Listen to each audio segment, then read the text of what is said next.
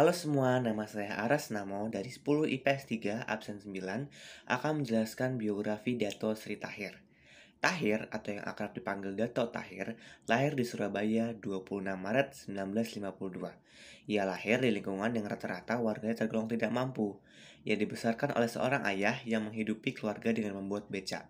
Sementara ibunya turut membantu keluarga dengan mengecat beca yang dibuat ayahnya. Meski dalam kondisi serba kekurangan, ia bisa menamatkan pendidikan menengahnya di SMA Kristen Petra Kalianyar Surabaya tahun 1971 saat berusia 19 tahun. Ketika lulus SMA, Tahir pernah bercita-cita ingin menjadi seorang dokter, namun tidak kesampaian.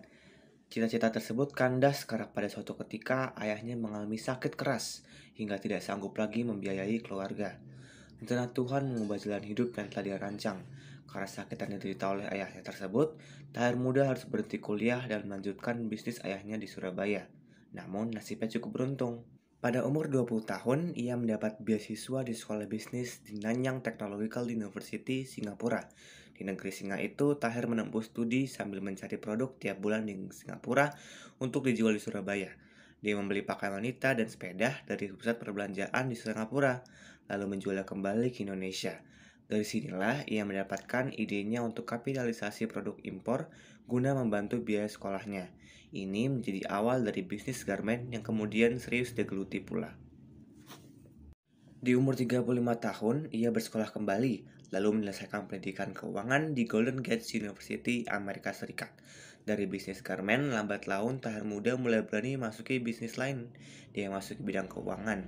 Di awal dari Maya Pada Group yang didirikannya pada 1986. Bisnisnya merambat dari dealer mobil, perbankan, sampai di bidang kesehatan. Tahun 1990, Bank Mayapada lahir menjadi salah satu bisnis andalannya. Ketika itu, bisnis garmen Mayapada tidak lagi tumbuh, justru bisnis banknya maju pesat. Bank Mayapada terus agresif ketika melihat dirinya sukses menghadapi krisis moneter dengan investasi asing seperti US, UAE, dan Singapura. Banknya kini memiliki lebih dari 100 cabang di penjuru Indonesia. Pada 2007, bank ini mendapatkan predikat bank umum terbaik nomor 2 selain bank milik negara. Pada bulan Mei tahun 2010, Dato Sri Tahir menerima gelar Dato dari Sultan Pahang. Gelar tersebut diberikannya atas kontribusi dalam masyarakat dan telah ikut serta untuk menyelesaikan konflik antara perusahaan.